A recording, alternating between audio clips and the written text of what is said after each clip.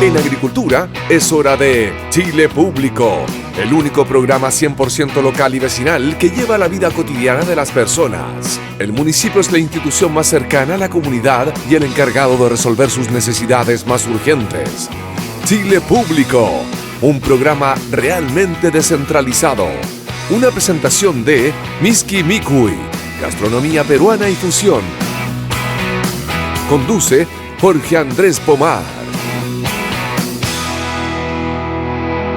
Cuando escuchamos aquella cortina musical, es que comienza esta tribuna popular, conocida como Chile Público. Este Chile Público que hacemos con municipios-por-chile.cl, noticias realmente descentralizadas. ¿Dónde nos escucha la gente, amigo Luis Fraile? En Talca, somos 94.5, Concepción 88.1, Los Ángeles 100.5, en Temuco 103.9, Osorno 91.1, aquí en la capital de la República, en la comuna de Providencia somos 92.1. Recuerda que ahora la radio también se ve, lo puedes hacer en radioagricultura.cl, en nuestro YouTube Live, en el canal 182 de Zapping TV y ahora también a través de Agricultura Plus.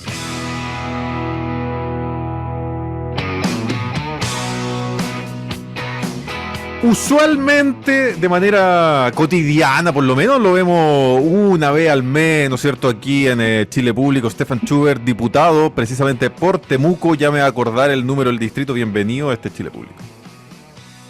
Hola, ¿qué tal? Muchas gracias. Muy bien, muchas gracias por invitarme nuevamente. Y soy diputado por el distrito 23, Araucanía Sur, donde se escucha la radio agricultura en el 103.9. Excelente. Oiga, diputado, ¿Qué le parece? yo creo que todos estamos siguiendo con muchísima atención la famosa ley de usurpaciones.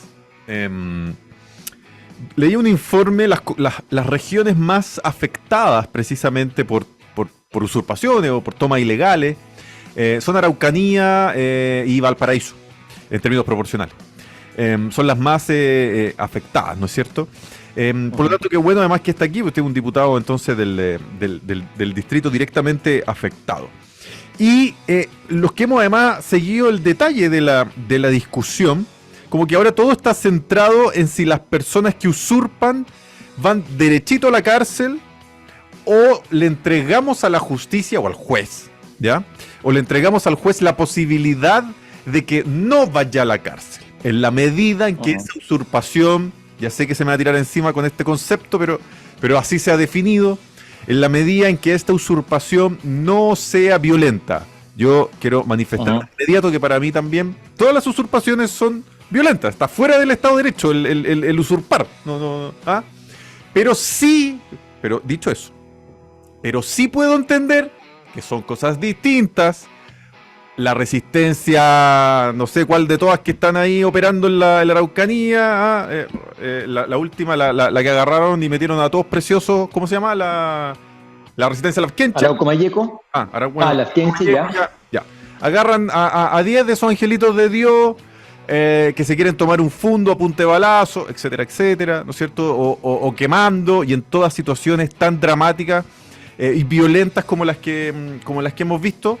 Si usted me pregunta, yo vuelvo a insistir, todas las usurpaciones son violentas. No obstante, me parece que igual es bueno distinguir entre ese grupo de gente y, bueno, la ministra Toá además dio un ejemplo también bien emocional. Una mamá con sus niños que no tiene dónde vivir y que está en un terreno y levanta una media agua, un rancho, ¿ya?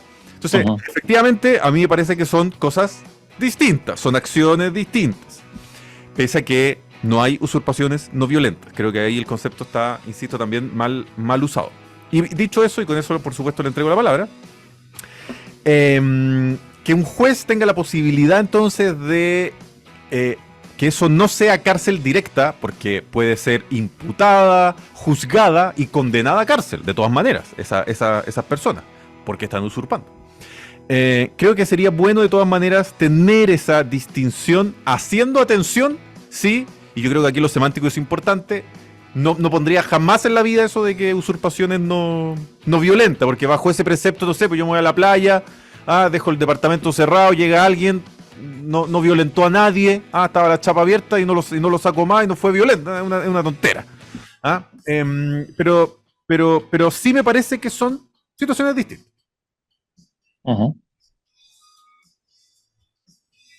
Dígame. Tengo la palabra, ¿no? Bueno, Ya, a ver, varias cosas. Yo creo que es bueno que estemos teniendo esta discusión, porque efectivamente lo que está ocurriendo en nuestro país es que el asunto de las tomas, de tomarse un predio, de tomarse una propiedad y de complicar profundamente a su propietario, se está transformando en una verdadera industria. El delito de usurpación ya está en el Código Penal hace muchos años. Lo que pasa es que no tiene las penas que se le está poniendo ahora con este proyecto de ley que está afinado, pero que ahora está con el proceso del veto y por lo tanto no se ha publicado y promulgado. Pero la usurpación ya existía en el Código Penal. Lo que pasa es que era en otra época, de otro tipo, de otra entidad, ¿verdad? Y por lo tanto las sanciones eran muy bajas y era, como todos sabemos, solo multa, porque era algo que ocurría muy esporádicamente. Hoy día hay una verdadera industria de esto, donde tenemos personas que por distintas razones, si lo llevamos al caso de la macrozona sur, al sur del Biobío y al norte de la Araucanía principalmente, tenemos grupos que se toman predios y que luego buscan conseguir que la CONADI se los compre y se los entregue. Entonces, los que hacen este acto de fuerza, de ir y tomar su lugar, escogen, por supuesto, los mejores lugares, los predios que tienen plantaciones, los que están en mejores lugares y en mejores condiciones, y luego presionan para que esos predios se les compren, y entonces van por sobre los otros que son pacíficos y que no hicieron ese acto de fuerza de ir a tomar su lugar. Entonces es necesario, y se hace necesario que tengamos esta discusión y que tengamos una norma que sancione de manera más dura esta realidad. También vemos otra realidad, por ejemplo, en el sector urbano, cuando se toman una casa, la arriendan y subdividen y subarriendan y tenemos un CITE, ¿verdad? Y por años de años el propietario se ve muy complicado de sacarlos, y cuando los logra sacar, bueno, los otros no perdieron nada, tuvieron 3 años, 4 años, 5 años, ganaron rentas y luego se van, no importa, no perdieron nada. Y lo que quedó de la casa se le entrega de vuelta al propietario. Esta norma es una buena norma, incluso con el veto del gobierno, es mejor que lo que tenemos. ¿Por qué? Porque establece un procedimiento de entrega más rápido de la propiedad y porque establece claridad en ciertos conceptos que son necesarios hoy día. ¿Por qué ha sido resistido el veto del gobierno? Porque el veto del gobierno lo que hace no es solamente meterse en esto de sacar de buscar sacar a las personas y la legítima defensa, que fue lo que en un principio el gobierno señaló, que le complicaba la legítima defensa y le preocupaba de que esto se iba a transformar en otra industria, que era la de contratar matones para echar gente. ¿Ya? Entonces la persona propietaria se sentía, era usurpada y contrataría, según señala el gobierno, a un grupo de matones para echarlo porque está esta legítima defensa. La legítima defensa siempre ha existido en el ordenamiento jurídico. La legítima defensa está en la norma y siempre ha sido aplicada de manera estricta, es decir, el que se defiende de manera legítima su vida, la vida de un tercero o los bienes, tiene que demostrarlo al juez, y el juez pondera esa circunstancia.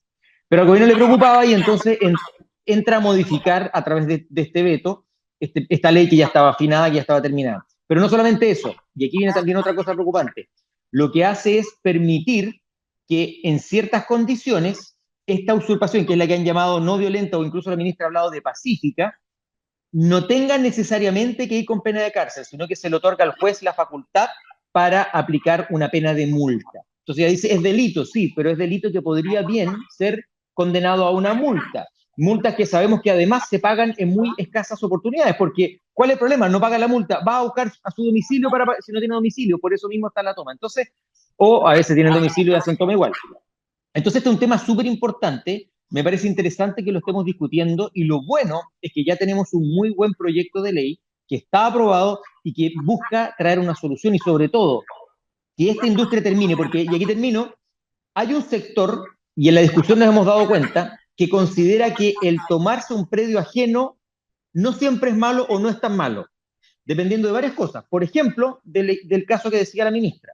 O sea, es una madre, en el caso así muy, muy de laboratorio, una madre que con sus hijos no tiene dónde estar y se toma un predio. Entonces, bueno, de alguna manera el propietario, dado que las condiciones de esa madre son de ese tipo, tendría que no ser tan gravoso para ella.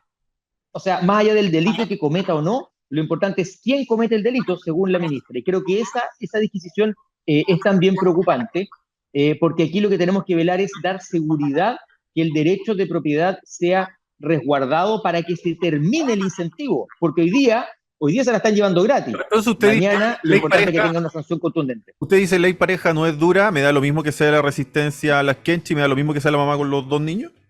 No, yo estoy diciendo son dos casos distintos, pero en ambos casos se están tomando de lo ajeno y lo importante es que todos sepan que nadie puede estar tomándose lo ajeno, porque ahí nos podemos ir a los otros casos, al caso que dice usted, me voy a la playa, no son los mismos casos. Completamente de acuerdo, nadie se puede tomar el ajeno, los dos son un delito. ¿Y voy a tratarlos entonces de manera similar también? De manera similar, pero recuerden, en todo caso, sea como termine siendo publicada la ley, el que la va a aplicar es un juez y el juez tiene que ponderar las situaciones y aplicar el derecho. Por lo tanto, el juez también tiene que aplicar un criterio. Esto no es matemático, esto no es un cajero automático donde yo ingreso el delito del artículo tanto y me sale el resultado que es cárcel. No, no, no. Aquí hay una persona preparada para esto, que es el juez, el que va a tener que ponderar. Es lo mismo que la legítima defensa. No porque decía legítima defensa, toda legítima defensa invocada iba a ser suficiente. No, no, no. Usted va a tener que probar que se dieron las condiciones para que usted haya obrado en legítima defensa y entonces, excepcionalmente, usted no va a ser castigado porque, por ejemplo, terminó dando muerte a alguien que se metió a un predio o a su casa. Claro, pero si queda súper establecido de que la usurpación es sinónimo de cárcel, el juez no tendría ese ámbito de acción. Entiendo que eso es lo que defiende la ministra Toá, que se cierra ese ámbito de acción. Porque el juez finalmente lo que hace es intentar... lo que hace al final un juez es obrar en derecho, pero en la medida de aquí hasta aquí. Y si en el fondo entre aquí hasta aquí lo que dice es, si usted usurpa, se va a la cárcel, podremos después poner así. Bueno, no sé, no tengo idea, será 2 días para la mamá y 1 año para los otros tontorrones, pero se va a la cárcel. En cambio, lo que yo estoy entendiendo que ella plantea es que quede explícito que él puede obrar de manera distinta. Sí, lo que pasa es que, a ver, hay que ver si se comete o no se comete el delito de usurpación. Porque es que, pongámonos, si son casos de laboratorio, tengamos claridad, porque si el caso de laboratorio es una madre que viene y no tiene cobijo y entonces se metió bajo el alero de una casa, obviamente ese caso no es una usurpación y no tiene que ir presa, aún con la ley sin el veto presidencial. Porque hay un tema también de criterio. Se configuran los elementos del tipo penal o del delito y entonces se puede aplicar dentro de una banda, que igual tiene el juez una banda de penalidad, ¿no es cierto? Y tiene que aplicar también criterio y equidad en su sentencia. Pero tiene que darse los elementos del tipo, o sea, estar en usurpación. El que usurpe tiene que saber que esa conducta está penada y la pena es cárcel. Nadie debería usurpar porque el problema de vivienda no lo solucionan los privados. El problema de vivienda lo tiene que solucionar el Estado o uno se lo soluciona con sus propios medios si es que uno tiene cómo. Entonces no puedo endosar y decir, mira, tenemos tantos problemas habitacionales que no podemos ser tan severos con este delito, que es muy grave y que ocasiona serios problemas. ¿Por qué? Porque tenemos problema de vivienda. Perdón, si tenemos problema de vivienda, tenemos un Estado con muchos recursos que tiene que ver cómo solucionar el problema de vivienda, pero no se lo puede entregar a los particulares, porque yo puedo poner el caso inverso. ¿Qué pasa si yo logro demostrar que el que está usurpando en esas condiciones tiene mejor condición que el usurpado? Entonces ahora también voy a cambiar la ponderación o sea, sigue siendo un delito el que se ingresa a una propiedad y por supuesto hay una banda y hay un criterio y en la medida que se aplique el delito, tiene que aplicarse la norma. Lo otro que se subentendía era que todas las personas que actualmente viven en campamentos no se les aplicaría la ley, sino que sería para las nuevas tomas desde que la ley en el fondo entra en forma. Sí, eso es un artículo transitorio que establece justamente aquello. Por un tema de justicia, porque la norma más severa no se puede aplicar en contra de aquellos que ya estarían en esa condición, porque de alguna forma, mira lo que ha pasado, ha habido una especie de, se ha dejado ser y se ha dejado estar y ya es como habitual, o sea, se toman predios y lo ajeno es tomado y entonces al punto que después son, ¿cómo se llama? Tomas que después terminan siendo regularizadas. Entonces vamos a tener que buscar otro sistema para brindar una solución habitacional a aquellas personas sin que tengan que llegar a la toma. La toma es un acto de fuerza. ¿Y qué pasa con las personas? Porque claro, queda claro lo de la distinción entre que la norma es de que sea promulgada la ley en adelante. Ya, ¿hay algo especial para todos los que ya están incurriendo en ese delito? Que según cifras del ministro Montes son cerca de 71.000 familias a lo largo de Chile. Bueno, los que están como familias en tomas, esas tomas hay un registro Y por eso, eso es lo que está señalado en el artículo transitorio, que los que están registrados hasta cierta fecha están protegidos y la norma no los afectaría porque ellos habrían tomado en una condición donde no estaba esta sanción. Distintos los que con posterioridad a que la norma entre en vigor, se publique, ¿no es cierto?, y se promulgue, entonces ellos sí ya estarían avisados, ¿no es cierto?, de que esto tiene una sanción penal y por lo tanto ellos ya estarían en la aplicación de la norma. No hay ninguna entonces sanción nueva para las personas que ya están en toma. No, porque justamente sería injusto el que se les aplique una norma más gravosa en circunstancias que ellos no tenían conocimiento de ese delito, no existía el delito cuando ellos entraron en la toma. Y por eso está esa norma transitoria. ¿Qué pasa en el caso de las personas que están en toma y además están de manera ilegal en el país? Hemos visto que muchas de las proliferaciones de campamentos, especialmente a propósito del caso Convenio, de lo que ocurrió en la región de Antofagasta, que tiene un problema dramático de vivienda, son personas que han inmigrado a nuestro país y que además han ingresado por pasos irregulares, o sea, y no se han hecho ni siquiera la autodenuncia, o sea, ni siquiera sabemos que están aquí. Sí. Bueno, esa es una situación más grave que se juntan dos delitos y faltas al hecho de no haberse autodenunciado.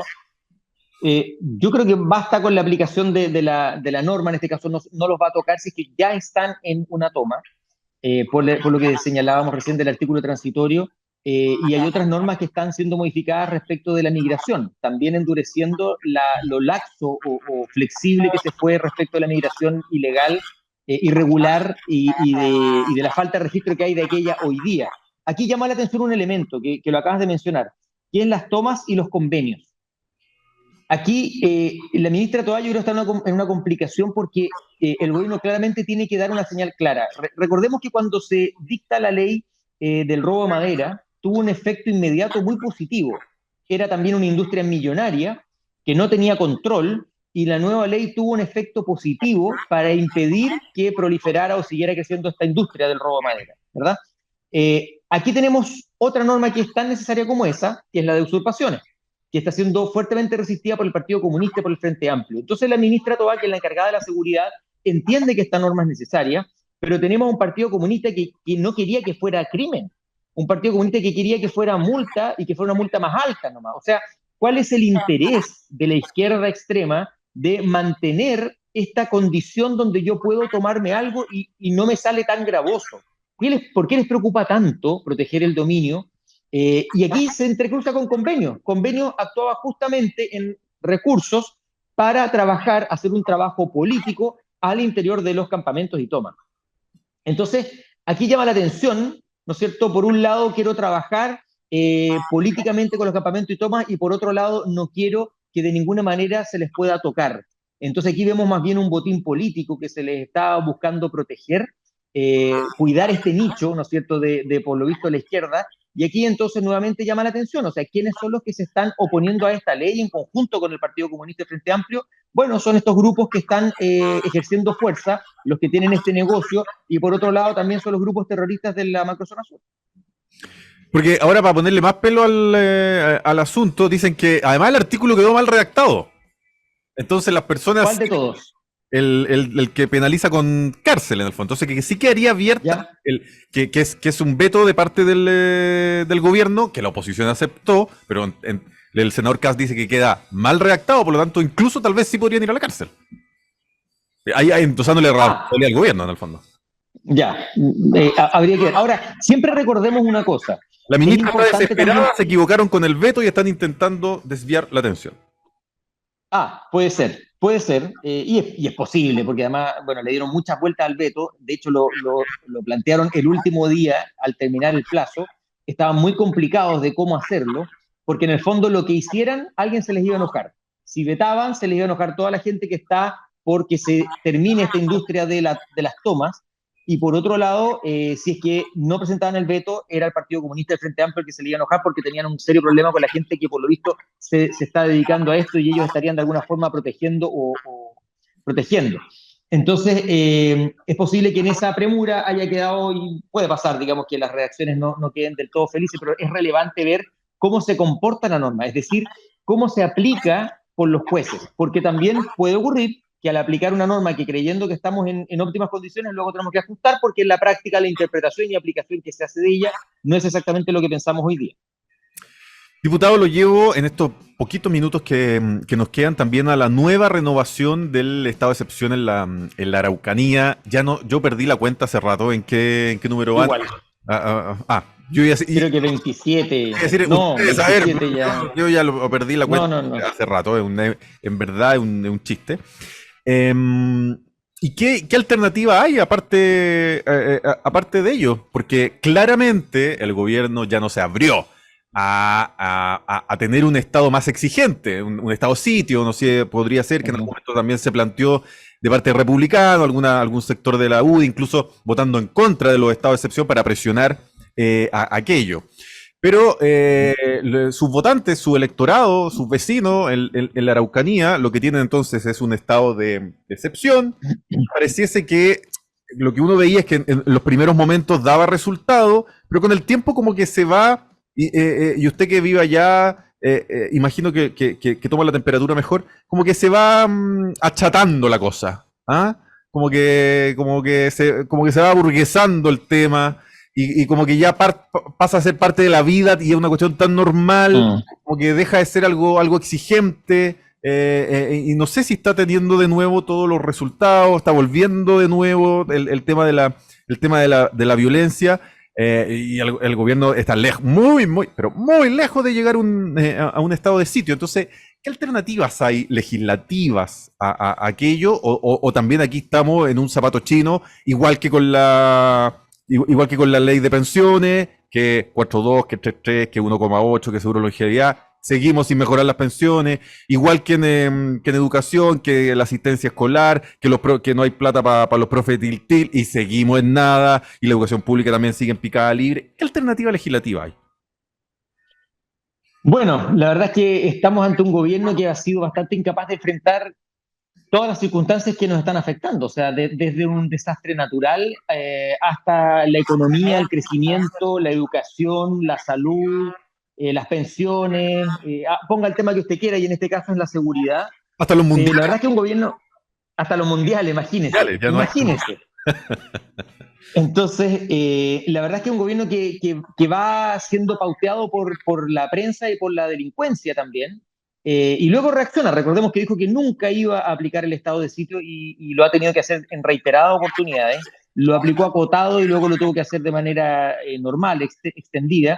Si usted se da cuenta, las votaciones de estado de excepción han ido disminuyendo el apoyo y esta última votación fue republicano el que lo mantuvo. Si nosotros hubiéramos votado en contra, el estado de excepción se cae. Ah, Y ya la UDI votó en contra y varios lo están haciendo porque en el fondo es la desesperación, ¿no es cierto?, de que reaccione este gobierno y que haga algo más, porque el estado de excepción un poco se está usando como... ¿ha votado siempre a favor? ¿Perdón? ¿De particular? Siempre lo he votado a favor. Siempre he votado a favor. Sí, siempre lo he votado a favor. ¿Sabe por qué? Porque es una herramienta que no está surtiendo el efecto necesario, pero es una herramienta que sí está surtiendo un efecto. El hecho de tener el ejército acá da tranquilidad y permite impedir algo de lo que está pasando. O sea, sería mucho peor si no estuviera el ejército. Ahora, efectivamente, como usted dice, ya nos hemos ambientado, ya es parte del paisaje, pero hay muchas cosas que se pueden hacer. Lamentablemente, el ejército tiene, según nos señala la ministra de Defensa, una política interna donde van cambiando al jefe del GEDENA, lo van cambiando permanentemente, cada 2 meses me parece que es la rotación, y eso hace que el GEDENA logra un conocimiento, logra instalarse en el cargo y se va y viene otro. Por distintas razones internas el ejército lo hace así y no ha sido posible mantener un tiempo mayor. La Armada, que está a cargo del estado de excepción en el Biobío, ha tenido mejores resultados. Y entiendo que uno de los elementos es ese, es que el que está a cargo, el jefe el jefe de Estado, el GEDENA, no rota tanto. Entonces ahí hay un elemento importante. Y ellos, por ejemplo, allá sí han disparado, acá no ha habido enfrentamiento. Entonces vemos que ellos han logrado disminuir los hechos de violencia, acá no se ha logrado, se ha logrado contener. Jurídicamente está el estado de sitio que el gobierno no lo quiere aplicar, así como tampoco quiso aplicar el estado de excepción. Tenemos la ley de usurpación que el gobierno aún no ha dictado promulgado, tenemos la ley de inteligencia que sigue sin urgencia y parada en la Comisión de Defensa de la Cámara de Diputados porque la misma comisión lo puso en tabla, si no ni siquiera estaría en tabla. Tenemos la ley antiterrorista, que nosotros planteamos una modificación que el gobierno no atendió, el gobierno ahora ingresa otra modificación. Tenemos las reglas del uso de la fuerza, o sea, hay varias herramientas de batería legal que podría permitir al gobierno contar precisamente con herramientas para enfrentar esta situación. Y por otro lado, está la vía penal, que es la que el gobierno ha señalado varias veces, que hay algunos detenidos que están siendo investigados, ¿no es cierto?, están con prisión preventiva, pero esa es una vía bastante lenta. Es una vía que no está desarticulando ni poniendo término a los grupos terroristas. Entonces, tenemos un gobierno que tiene que enfrentar esta situación y que tiene que tener la voluntad política de hacerlo, y esa voluntad política es real. Tenemos a un delegado presidencial que tampoco tiene las facultades en la Araucanía como para ordenar y tener un rol más activo, o no ha ejercido esas facultades. Entonces, la verdad es que la situación es muy compleja porque el tiempo pasa, estos grupos siguen creciendo, y la ciudadanía siente un abandono del Estado. Si bien es cierto, hay, por ejemplo, cosas buenas, este gobierno compró vehículos blindados y entregó renovación de chalecos, antibala y de equipamiento. Eso ha sido muy positivo y eso era algo esperado hace tiempo. Pero eso por sí solo, al igual que el estado de excepción, por sí solo no son suficientes. Aquí tiene que haber una decisión y una estrategia de cómo se van a desbaratar. Y hasta ahora eso no lo vemos. Entonces la gente, para terminar la idea, la gente que está en los campos siente un abandono, y cuando ve que el gobierno presenta un veto a la ley de usurpación, que era una esperanza necesaria hace tanto tiempo, que la veían tan cerca y que ahora esto está parado con un veto, ellos no lo pueden entender y dicen, bueno, el gobierno va a perseguir a los delincuentes o va a buscar cómo cuidarlos y cómo evitar que lleguen a estar presos. Entonces, ese problema genera un desamparo y la gente al final dice, aquí estamos solos, aquí cada uno se rasca con sus propias uñas y estamos solos y vamos a hacer lo mejor que podamos solos. Aquí no hay Estado de Derecho. Stepan Schubert, diputado, distrito 23. Yo siempre asocio los distritos como los números de los distritos. Algunos, el 23 me suena como la camiseta de Michael Jordan. También lo usó Vidal, lo usó David Beckham en el Real Madrid. ¿Ah? Stepan Schubert, diputado, entonces, por la Araucanía. Gracias por atender los micrófonos de Radio Agricultura aquí en Chile Público. Muchas gracias. Gracias por este tiempo. Que estén bien y encantado de haberlos acompañado. Nosotros, Luis Fraile, hacemos una pausa comercial y ya volvemos más. En Agricultura es Chile Público, un programa realmente descentralizado, con Jorge Andrés Pomar.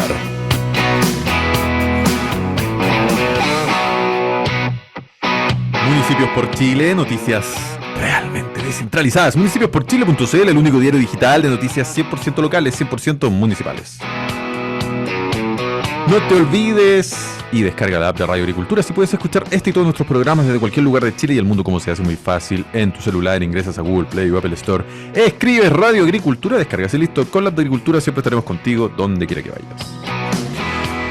Ya está en el estudio número 2, el estudio Luis Fraile, la señora Natalia Aranguis, por supuesto, socia y directora del área de estudios de Aurea Group.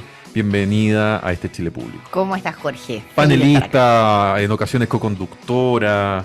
Le falta ahí que Lucho le enseñe ahí como a hacer la radiotransmisión también. Claro. Le falta, ha hecho de todo en este programa, Natalia Aranguis. Pero las mejores cosas que hace es iluminarnos para entender de lo que está sucediendo en la situación económica del país. Y yo te diría que hay tres temas que quiero tratar hoy día contigo. El primero es que yo recuerdo la última vez que viniste hace cerca de un mes, estábamos hablando del tema del dólar que iba un poquito al alza, y esta semana la cuestión se desbocó. Estamos hablando de 930 pesos por lo menos. No hace tanto, estaban 8.10, no hace tanto, estoy hablando de mes y medio. Sí, ha sido vertiginosa la subida.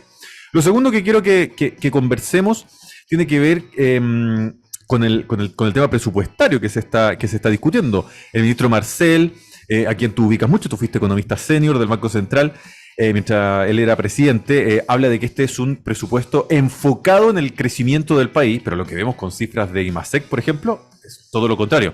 Entendiendo que el presupuesto es para el próximo año y todo, pero parece que seguimos empantanados.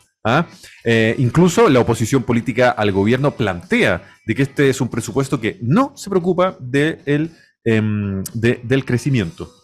Y el tercer tema si es que tenemos tiempo, tiene que ver con todo lo que está pasando a nivel también internacional y cómo a lo mejor está afectando a Chile, no solamente en respecto al dólar, sino que a la devaluación misma de nuestra moneda. ¿Con cuál vamos a partir?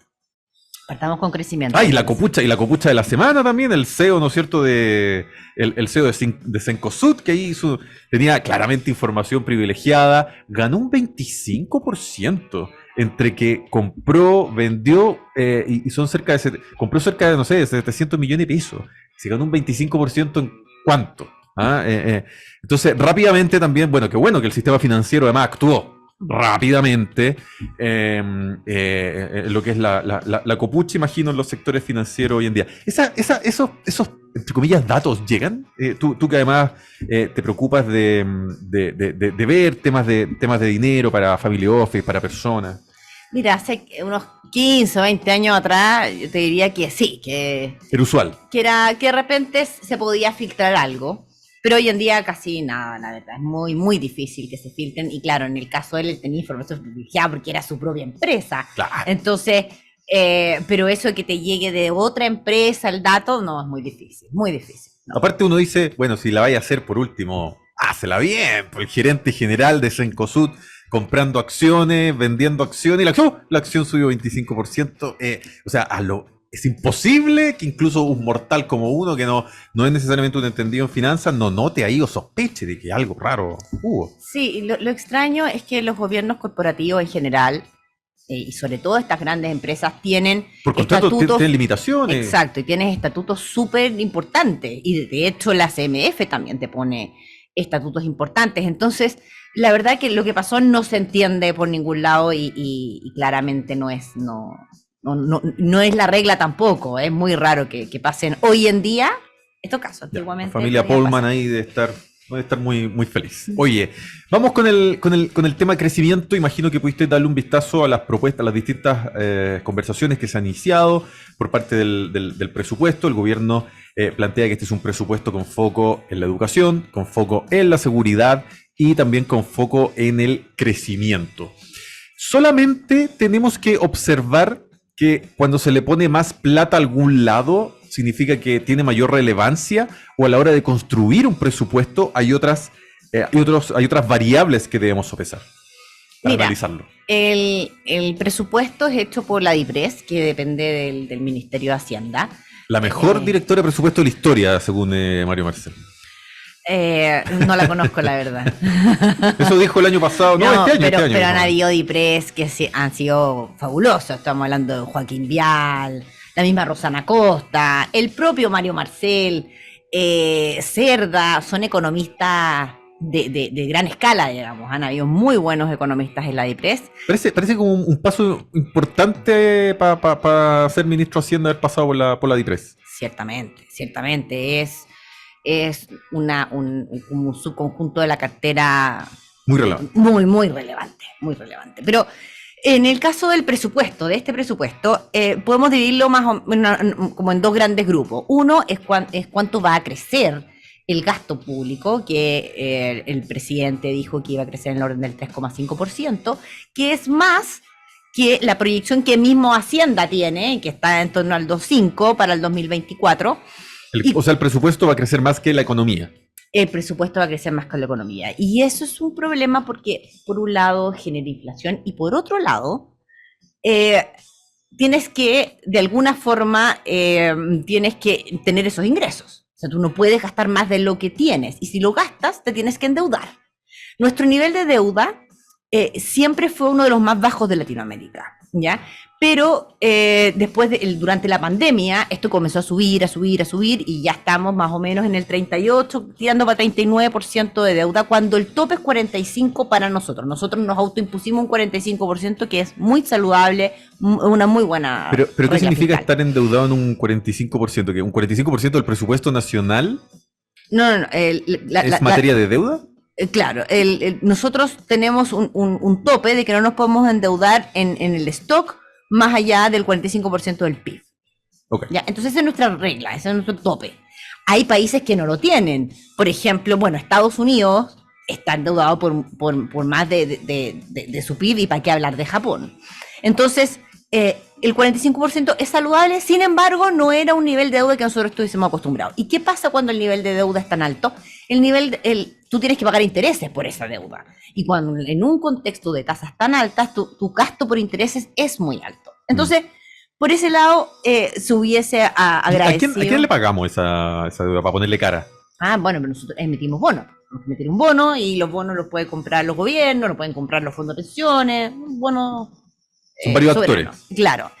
En el caso que sea por ese lado. Ahora, hay una deuda que está un poco escondida, que es un tema que levantó Oscar Landerreche en su tiempo y que, si no me equivoco, lo levantó esta semana Máximo Pacheco, que es la deuda de Codelco. Porque la deuda de Codelco, si bien la deuda de Codelco la emite Codelco y la tiene que pagar Codelco, resulta que Codelco de repente emite deuda, pero le pasa ciertos excedentes al gobierno. Entonces esa es una forma que también puede generar, que genera deuda y que se ha estado utilizando, digamos, la compañía Codelco para emitir deuda, y que no está dentro de esta contabilidad del 45%. Entonces, dicho esto, creo que haber aumentado el gasto fiscal en línea con las expectativas de crecimiento hubiese sido lo más saludable y sensato. Sin embargo, un crecimiento del gasto público en 3,5 también está dentro de lo razonable y responsable. Exacto, está dentro de lo razonable, sí. ¿Qué partidas hay que observar para saber dónde el gobierno pone los acentos? Y también si es que únicamente nos tenemos que fijar en que, a ver, el 2023 ahí se gastaron X, el 2024 se gastaron X10. Ok, para allá están apostando las fichas. ¿Hay alguna otra, que es lógico, más plata, pero hay alguna otra variable que debamos observar para entender los presupuestos a nivel nacional? Mira, el aumento de cada una de las partidas es muy importante, pero hay partidas que que eran muy bajas. Por lo tanto, aunque sea un crecimiento alto, siguen siendo pequeñas. Por ejemplo, todo lo que está destinado a las catástrofes derivadas del cambio climático, ya que ahora se puso mucho foco, se aumentó bastante el presupuesto, pero con todo era un presupuesto pequeño, digamos, porque estamos recién empezando con este tipo de catástrofe, digamos. Pero si nosotros hubiésemos querido pensar de que estamos con un desempleo en torno al 9%, que es muy alto, que estamos con una economía que según Hacienda va a crecer un 0 durante el 2003, yo tengo mis dudas, yo creo que vamos a estar más cerca del menos 0,25, menos 0,5, pronto va a ser un año en que decrecimos, una recesión, y el próximo año tampoco creo que lleguemos a 2,5, con suerte vamos a llegar a 2. Entonces, dado que estamos con bajo crecimiento, estamos con altas tasas, por lo tanto, la inversión se hace muy complicada. ¿Por qué se hace complicada la inversión? Porque resulta que tú tienes que gastar dinero para invertir. Y este gasto de dinero, el costo del dinero hoy en día está muy alto, por lo tanto, en lo que tú vayas a invertir, en la maquinaria, lo que sea, te tiene que dar una rentabilidad mucho mayor al costo, a ese costo. Entonces, tienen que rentar muy bien las nuevas inversiones para que realmente valga la pena endeudarse. Entonces, creo que, por ejemplo, un aumento muy, pero muy importante en obras públicas te ayuda al tema del empleo, porque estamos con bajo empleo. Ayuda también a echar un poquito a andar la máquina. Entonces, son esas partidas, digamos, las más importantes. Vivienda, cosas que generen empleo. Eso por el lado del presupuesto. Sin embargo, como medidas pro crecimiento, en el presupuesto no son tan evidentes. Lo que necesitamos ahí es un pacto fiscal que realmente sea pro crecimiento. Y que efectivamente el presidente terminó su discurso hablando de este pacto fiscal que necesita ingresos permanentes para poder tener gastos permanentes.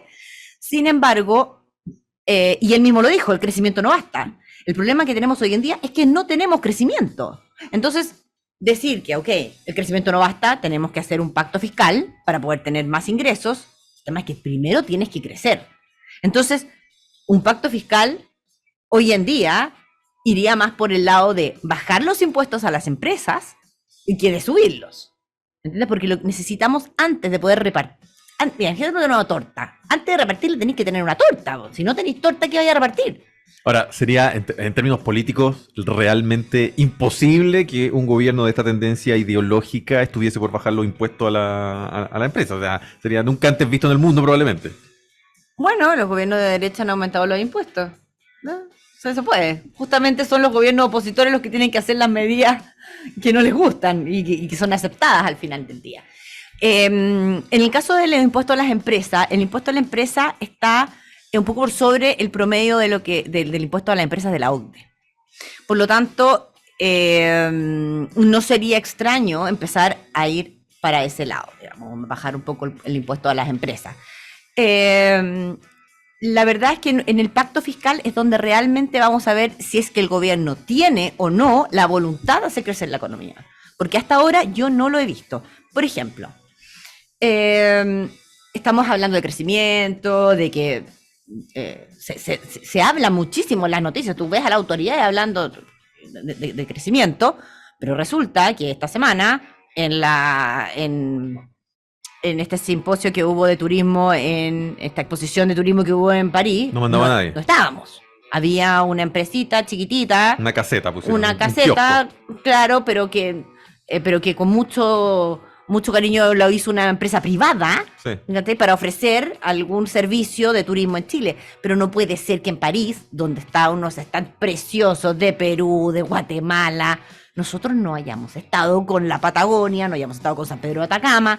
Entonces, ahí el delegado comercial de Francia tiene que dar alguna explicación, al igual que el embajador, porque eso es justamente lo que nosotros tenemos que hacer. Nosotros tenemos que mostrar que estamos haciendo, que queremos hacer crecer la economía. Y estas cosas, que es lo que realmente pasa, muestra que no.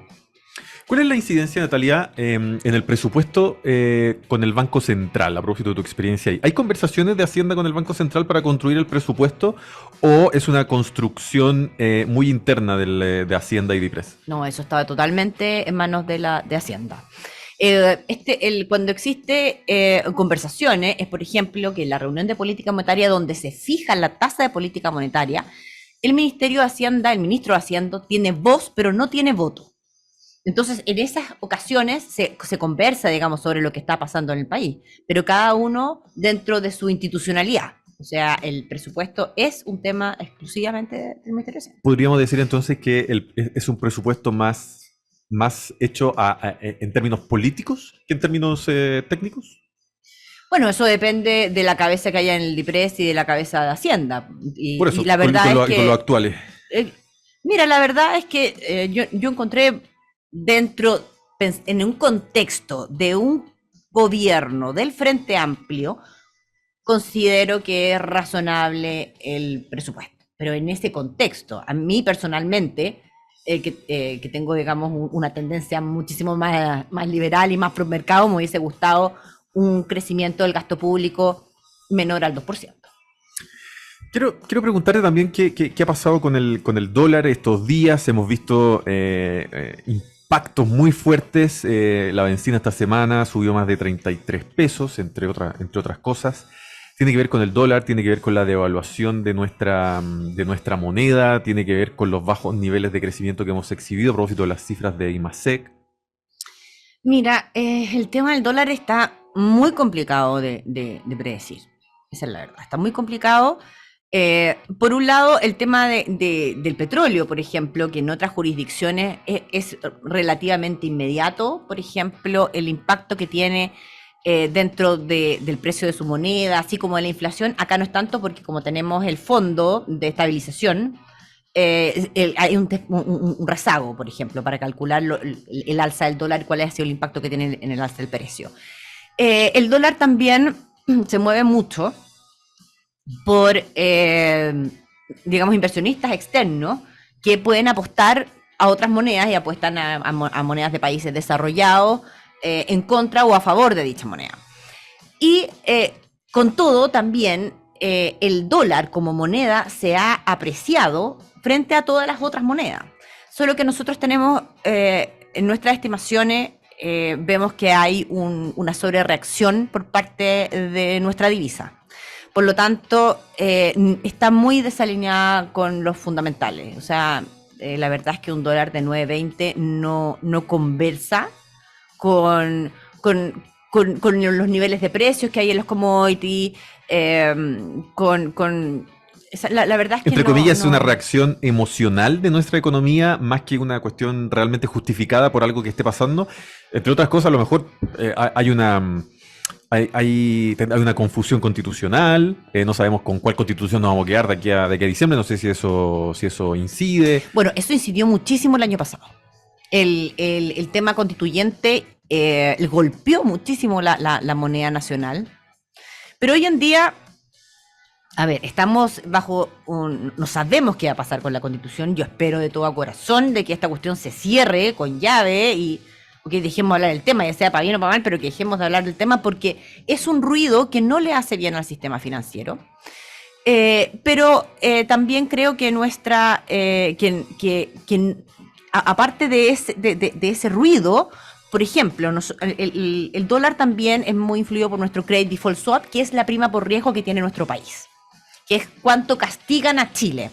Si nosotros nos comparamos con Perú, nos comparamos con México, con todas las otras jurisdicciones latinoamericanas, nosotros en general tenemos el Credit Default Swap general más bajo. Y durante, por ejemplo, la constituyente, nosotros superamos a Perú y llegamos a estar al nivel de México. Y ahí, eso sí justificaba las alzas que vimos en el dólar el año pasado, de cierta forma, porque eso lo golpeaba mucho, entonces sí hay que avanzara muchísimo, que se depreciara mucho nuestra moneda. Pero hoy en día tenemos nuestro Credit Default Swap bajo Perú, como siempre, mucho más abajo que México. Entonces hay ciertas distorsiones. Yo creo que un dólar razonable hoy en día estaría más o menos entre 8.70, por ahí. Eso, bueno, ha pegado. Yo decía esta semana, por ejemplo, las bencinas subieron cerca de 32 pesos, en el caso de 93, 95 octanos, también el diésel cerca de 15 pesos. Y estamos llegando con un litro de benzina alrededor de los 1.400 pesos. Una cuestión muy dolorosa para todos. Yo tengo la impresión que hace rato el auto no es un bien de lujo, hace rato que está democratizado el tener un auto. Uno puede tener un auto muy caro o muy barato, pero los dos usan benzina. ¿Ah? Y tenemos un impuesto, tanto el IVA como el impuesto específico de los combustibles, que te azota. De esos 1.400 pesos, no sé, 700, 800 pesos son exclusivamente impuestos. No obstante, ningún gobierno, ni de izquierda ni de derecha, han querido tocar pero 1 milímetro del impuesto específico que, por supuesto, proporcionalmente cada vez que la benzina sube, se recauda más impuesto. La gente se ve obligada a seguir echándole benzina al auto y seguir pagando ese impuesto. No hay posibilidad alguna, tomando en cuenta que, insisto, se sigue recaudando más porque se está incrementando el precio del petróleo, del crudo. ¿Por qué los gobiernos se niegan tanto a tocar ese impuesto a los combustibles? Y si a tu juicio es un impuesto regresivo si se llegara a tocar. Mira, el tema del impuesto a los combustibles siempre sale a la palestra cuando tenemos precios del petróleo muy altos. Y es verdad, gran parte de lo que pagamos nosotros es impuesto. Pero en general ningún gobierno está dispuesto a bajar impuestos que recaudan, que son muy efectivos recaudando el dinero. Sobre todo ahora con el tema de las finanzas, de la economía verde, las finanzas verdes, porque dicen, ok, el combustible es tóxico para el medio ambiente, por lo tanto, están más en la línea de subir impuestos a combustibles que a bajar los impuestos a los combustibles. Entonces, yo dudo que un gobierno tome una decisión así por la efectividad de la recaudación. Es lo mismo que pasa con las contribuciones. Si bien las contribuciones podríamos tener un diálogo o una discusión entre muchos actores de que pueden ser constitucionales o no, pueden ser justas o no, porque tú al comprar una propiedad tú ya pagaste el impuesto a la renta, todos los impuestos y estás pagando un impuesto al patrimonio, que se supone que uno paga impuesto al patrimonio porque tú ya pagaste todos los impuestos en el flujo, ahora estás pagando por el stock. Podemos discutirlo, pero resulta que ningún gobierno tampoco los va a sacar porque es muy efectivo y eficiente al recaudarlo. O sea, y entre ya comillas, está. hay una propuesta incluso Sí. constitucional para sacar Claro, el claro, impuesto a las contribuciones a la no primera es- vivienda. Pero no es el gobierno. No es el gobierno. Por eso, digo, el gobierno en general, este tipo de impuestos que son fáciles de recaudar, que ya están puestos en la mesa, no los van a sacar bajo ningún motivo. Entonces, la verdad es que creo que lo que sí puede hacer un gobierno es bajar de repente el impuesto a las empresas. Claramente no van a querer bajar el impuesto a las personas, sin embargo yo creo que sería bastante razonable, sobre todo con una clase media y una clase media alta que paga por todos sus servicios, que paga por la salud, que paga por la educación. Entonces, pero la verdad es que eso son ilusiones, la verdad. Es muy difícil que quieran bajar. Pero la voluntad de hacer crecer una economía se ve en ese tipo de casos. Y más allá de la voluntad y de la efectividad, de que efectivamente yo estoy de acuerdo con que sea así, es un impuesto muy fácil de recaudar. Tú vas a la bomba de benzina, pagas y ¡pum! Topón para adentro. Pero, ¿es a esta altura regresivo? ¿Sigue siendo regresivo ese impuesto, el impuesto a las bencinas? Mira, si hablamos de impuesto regresivo, podemos decir que la inflación lo podemos ver como el impuesto más regresivo que hay, e incluso el IVA. Entonces, este impuesto específico, claro, ¿por qué es tan eficiente también este impuesto? Es porque Chile, a diferencia de otros países latinoamericanos también, tenemos una plaza de autos gigante. Vendemos, creo que 400.000 autos anuales, puede que me equivoque en la cifra, pero creo que está en ese orden. Por lo tanto, es masivo y ataca, digamos, pueden incluso meterlo como un impuesto verde. O sea, si quieres ponerle alguna decoración, digamos, al tema, a ese impuesto. Descarga la app de Radio Agricultura, así puedes escuchar este y todos nuestros programas de cualquier lugar de Chile y el mundo. Y no se te olvide también ingresar a municipios-por-chile.cl, noticias realmente descentralizadas. Natalia Arangui, jefa de estudio socia de Aurea Group. Gracias por Muchas estar acá gracias en a ti Chile por Público. invitarme. Nos vamos, Luis Fraile. Gracias, Luis. Chau. En Agricultura fue Chile Público, un programa realmente descentralizado. Una presentación de Miski Mikui, gastronomía peruana y fusión. Conducción, Jorge Andrés Pomar.